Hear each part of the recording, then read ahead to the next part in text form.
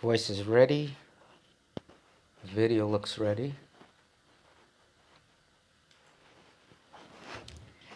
Welcome to our interdisciplinary software seminar. This is a bilingual seminar, by the way. We're going to have a Portuguese version as well. So for my YouTube channel, here's the naming convention. This is Seminar1, which is the English version. We're going to be writing pseudocode for distributed processing. Well, what I mean by this is that we want an application for the Android platform. I haven't even written a hello world, let alone an application. So this is going to be a learning experience for me. And we want a result that is available for the public to use. Okay, how are we going to do that? Well, here's the project description. We want to replace the Brazilian electronic urn with our virtual urn in the upcoming 2022 Brazilian election. Hence, our project is interdisciplinary, right? Because this is obviously going to involve certain humanities. This is kind of tongue-in-cheek, but we will be talking a lot about a book by one of the most well-regarded, well-esteemed intellectuals in Brazilian history. His name is Machado de Assis, and he was a very unknown man until around the 1960s when he was rediscovered. But during his lifetime, he was very popular. The reasons why he became unknown might have something to do with the fact that his last book was too edgy for the times. And that's the book we're going to be dealing with because it attempts to, well, rather successfully, in my opinion, it fuses political science with information science in the narrative. So we're going to come back to that. Right now, we don't have any idea how to code this. And so we're going to seek inspiration in blockchain technology, find out what that's all about. One way to do this is by watching this video. I'll show you exactly what video. This video. But how does Bitcoin actually work? 3 blue, 1 brown, millions of subscribers. No brainer. Go watch it. It's very good. Now, we're going to improve this video, our understanding of this video further, by realizing that what is treated in the video as a black box, this SHA algorithm, we can treat it as conceptually in our mind as a one-dimensional cellular automata. And so I'll be explaining that. And I guess you can skip the rest of the video if you're really already familiar with these automatons. But so here we go. Here's the 2-bit one-dimensional cellular automaton, and by 2 bits what we mean is that we are using 2 bits like so, 1 1, to map into 1 bit like so, 0. And the naming scheme here, rule 0, rule 6, rule 15, well, that comes from these numbers. So this is 15 in binary, this is 6 in binary, this is 0 in binary. And what else? Let's work out an example. Okay, so here's a string I chose at random, 10100, and I'm going to apply rule 0 to this string, and I get this. Well, let's actually work it out.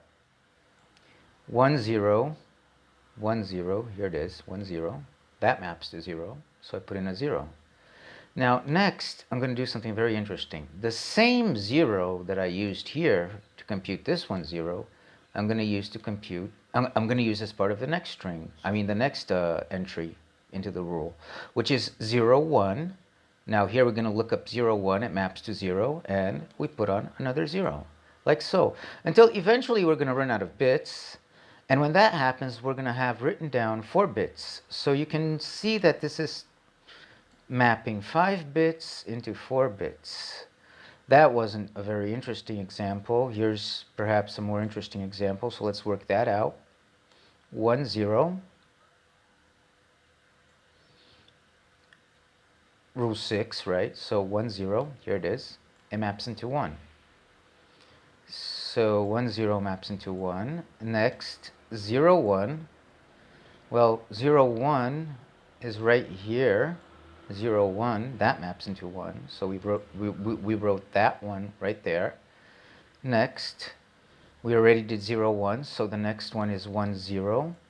Well, rule 6, here's 1, 0. That maps into 1. So we wrote that one right there. And finally, the last one is 0, 0.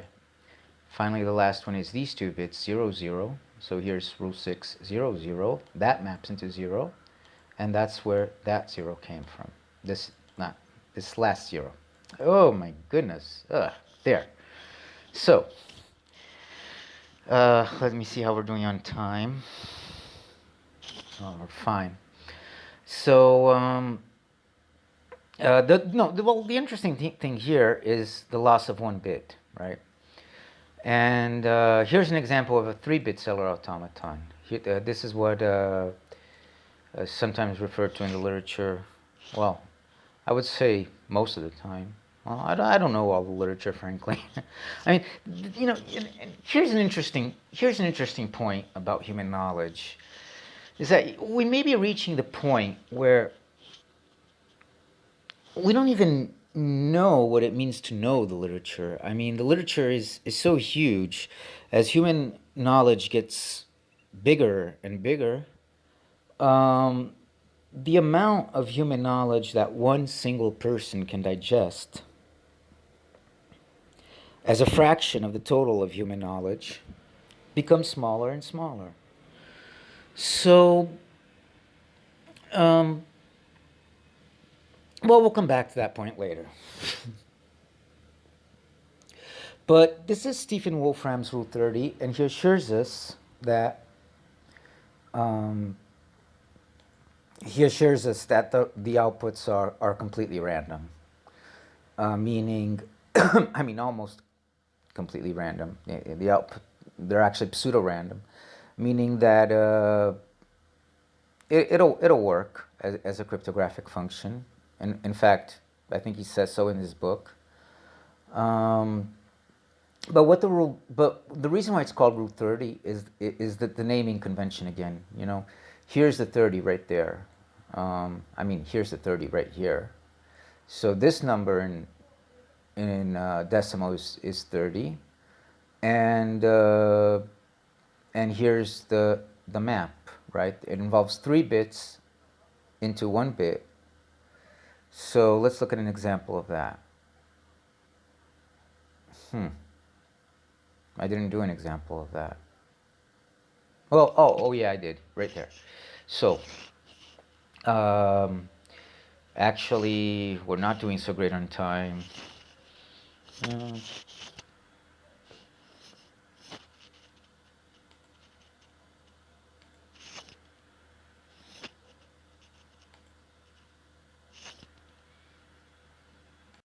Audio, video. Sooner or later, it would become obvious that I have a 10-minute limit on this free version of the video capturing software. My audio actually comes from somewhere else because my PC soundboard is pretty fried. So we were doing Rule 30.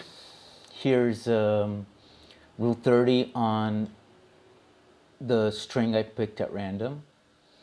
So we start with 3 bits now. It's a 3-bit rule. So 101 is going to map into, let's look it up. Here's 101. It's going to map into 0. So we put in a 0 right there. Right here. Right here. And Next we have 0, 1, 0. 0, 1, 0. That maps into 1. So we put the 1 right there. Next we have 1, 0, 0. 1, 0, 0. That maps into 1. And we put the 1 right there. Now the fun part is that we lost 2 bits in the process. Of course, Stephen Wolfram has a different approach. He talks of this as being an infinite string of bits. So if we had an infinite string of bits, presumably we wouldn't lose any bits because the result is still infinite. How do we use root 30 as a cryptographic function? Well, you know, if you can't see it by now, you really should just think of SHA, just fine. Think of a black box. But in the blockchain scheme, we choose how big the blockchain is. So we can choose a block size that makes root 30 behave as a cryptographic function.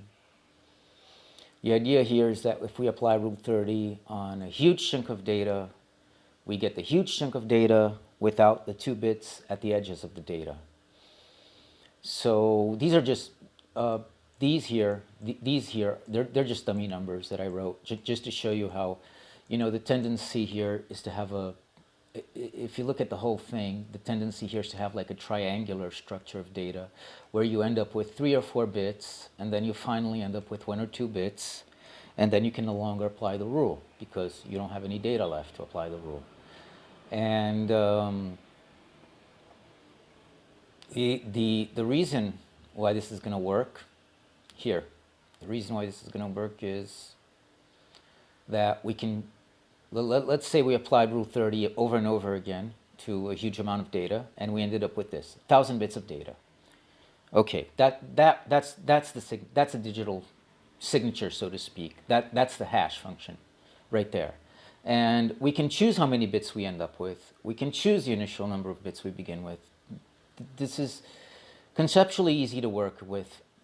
If we were trying to derive the original data from this digital signature of, suppose, 1,000 bits, well, our first integration would be to have 1,002 bits of data, but we'd have 4 random choices of which bits to pick at the edges of the data. So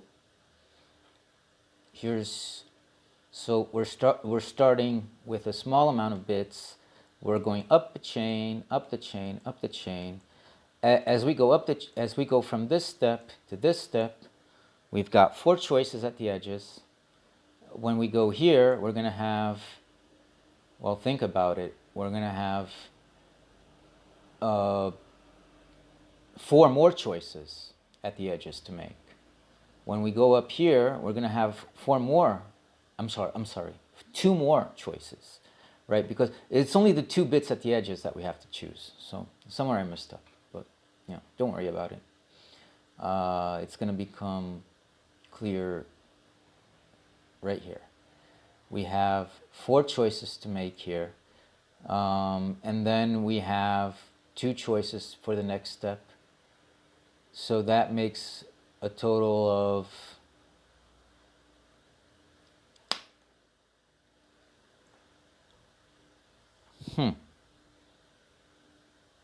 Did I do this right?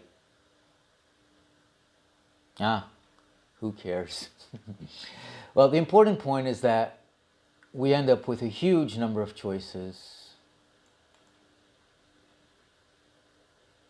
And what we'll actually be interested in is to develop a proof of work for the cellular automaton. Because if we can do that, and we're done. But so far so good. If you'll have more to say, write a comment. Love or hate. Thank you.